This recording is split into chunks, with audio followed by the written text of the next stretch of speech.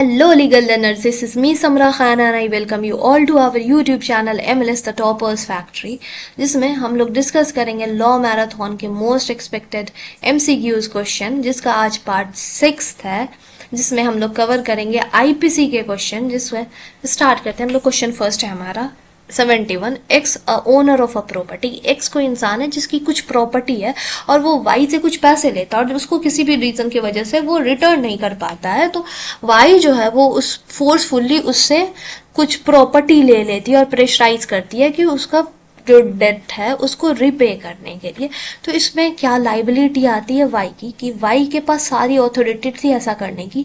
Legally it's wrong. Option number A गलत हो जाएगा। ऑप्शन नंबर बी है X no longer has a right over his property. कहा जा रहा है कि एक्स के पास उसकी प्रॉपर्टी के ऊपर कोई राइट नहीं। ये भी ऑप्शन गलत है। ऑप्शन सी है Y is a guilty of theft. According to the ये सारे ऑप्शंस के अकॉर्डिंग ना ये थेफ्ट वाला सही ऑप्शन होगा। अगर इसमें और कोई ऑप्शन होते तो हम लोग उसको चूज कर सकते थे बेटर ऑप्शन के लिए, लेकिन अभी इसमें थेफ्ट दे रखा है तो थेफ्ट के लिए होगा ये। देन क्वेश्चन नंबर 72 है हमारा कि in certain cases in Delhi the accuse propose the marriage of his son with a gentleman of a daughter who was a pregnant with someone else child. कि यहाँ पे दो लोग हैं, ब्राइड और ग्रूम, दोनों फैमिली के पेरेंट्स बात करते हैं, रिश्ता लेके जाते हैं एक लड़की के घर और वो एक प्रेग्नेंट वेमेन रहती है और ये बात पता रहती है ग्रूम साइड को भी कि ये जो लड़की है ब्राइड है वो पहले से प्रेग्नेंट है। ये बात को छुपाई नहीं जाती। लेकिन यहाँ पे एक ट्विस्ट आता है कि जो सन है मतलब कि ग्रूम है वो किसी मेंटल डिसऑर्डर से गुजर रहा था, तो और उसकी शादी हो जाती है और ये बात मेंटल डिसऑर्डर से गुजर रहा है ये बात छुपाई जाती है ब्राइड साइड से। तो इसमें लाइबिलिटी क्या होगी? ऑप्शन नंबर ए है can not be held guilty because even the gentleman's daughter is a fault.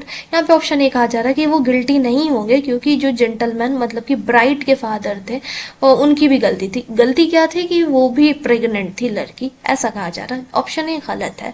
Option B है is a prima facie guilty of the cheating due to the element of the wrongful gain involve.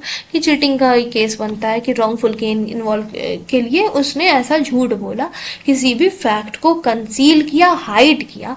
Option number सी हमारा है कि can not be accuse the gentleman responsibility to the urgent complete fact concerning would be the bridegroom. गलत है। And option D none of the above. Right answer हमारा होगा option number B कि cheating किया, जो कि सही है। Option number B is the right option. Then question number 73 है 72। Theft in which section of BNS.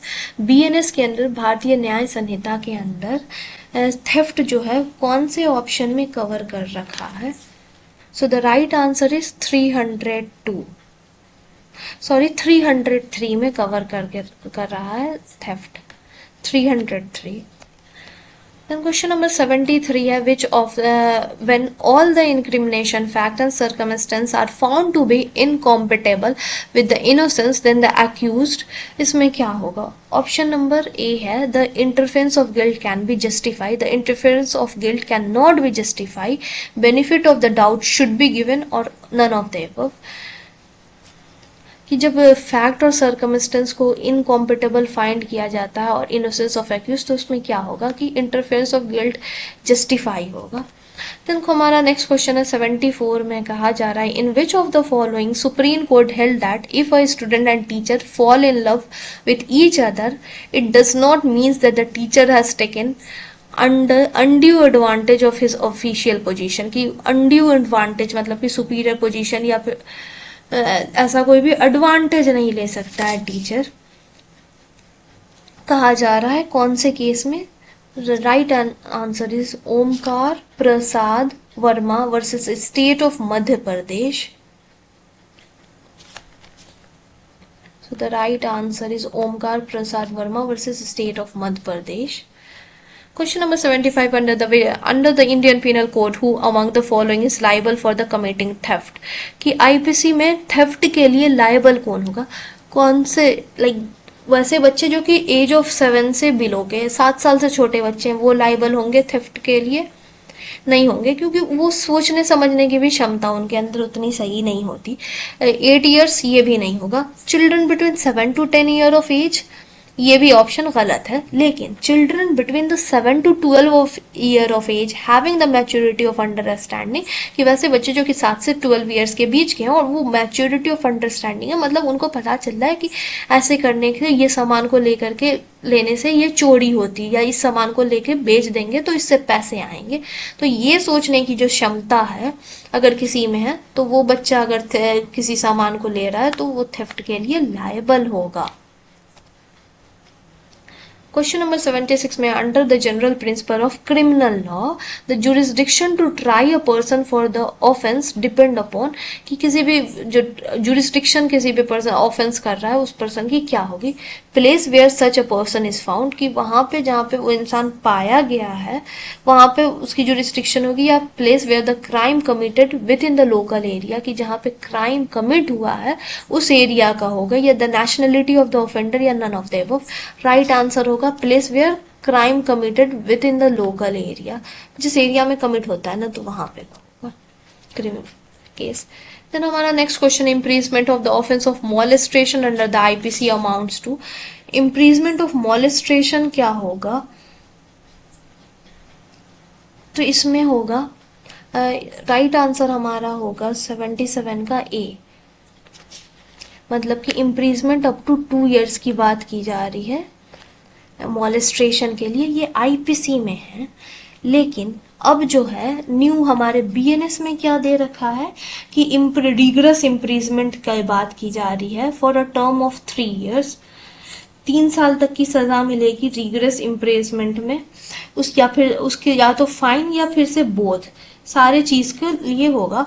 और ये जो है इम्प्रीजमेंट मॉलेस्ट्रेशन की बात आईपीसी के 354 सेक्शन में की गई थी, ठीक है। और हमारे इसमें बीएनएस में ये चीज दे रखा है सेक्शन नंबर 63 to 75 तक। 63 to 75 I am not totally sure, लेकिन ऐसा ही कुछ इसमें सेक्शंस में दे रखा है। देन हमारा नेक्स्ट क्वेश्चन है 78, which of the following case the Supreme Court held that the doctors cannot be held guilty only because something has gone wrong, कि हम पहले क्या होता था कि सारी लाइबिलिटी या सारा ब्लेम डॉक्टर्स पे आ जाता था। इस चीज को हटाने के लिए सुप्रीम कोर्ट में इस जजमेंट में कहा कि सब कुछ के लिए डॉक्टर लायबल नहीं होगा अगर कुछ गलत हो जाता है। तो मल्याण कुमार और गांगुली वर्सेस सुकुमार में ये कहा गया। देन हमारा नेक्स्ट क्वेश्चन है 79, A give poison halwa sweet dish to B. A जो है वो पॉइजन वाला हलवा दे देता है बी को, कि बी को मार देना, इसलिए जहर वाला हलवा दे रहा है। तो वो एक स्पून बी खाता है और साइड में रख देता है। सी वहीं पे रहता, वो पूरा खा जाता है और उसके वजह से सी की मौत हो जाती है। तो इसमें ए जो है वो उसकी लाइबिलिटी क्या होगी, तो गिल्टी क्या के लिए होगा, culpable homicide not amounting to murder, wrong. Offence of murder of C, कि सी के मर्डर के लिए लायबल होगा, option B. Option number C कह रहा है here A is not guilty of murder as he never intend to kill C, ये चीज है, एंड काउजिंग ग्रीवियस हार्ट। इसमें क्या होगा, देखो इंटेंशन तो किसी ना किसी को मारने का था ना इसको, तो इसलिए ऑप्शन नंबर बी सही होगा। ऑफेंस ऑफ मर्डर ऑफ सी के मर्डर के लिए लायबल होगा। ऐसा नहीं कि कल्पेबल होमोसाइड या फिर से इंटेंशन नहीं था नॉट गिल्टी होगा, क्योंकि इंटेंशन नहीं था किल करने का, नहीं होगा। ऑप्शन नंबर बी जो है वो करेक्ट होगा। देन हमारा नेक्स्ट क्वेश्चन है when a woman is taking bath in her bathroom, X capture the image of his mobile and upload on the Facebook page. What is the offense committed by X? Sexual assault, insulting the modesty of the women, voyeurism या stalking? So the right answer is voyeurism. voyeurism का मतलब ही होता है to void, एक word से derive हुआ void, void का मतलब to see, इस चीज के लिए होता है। तो राइट आंसर हो जाएगा voyeurism। इसी के साथ हमने आज क्वेश्चन नंबर 80 तक कवर किया, बाकी के क्वेश्चन हम लोग नेक्स्ट वीडियो में कवर करेंगे।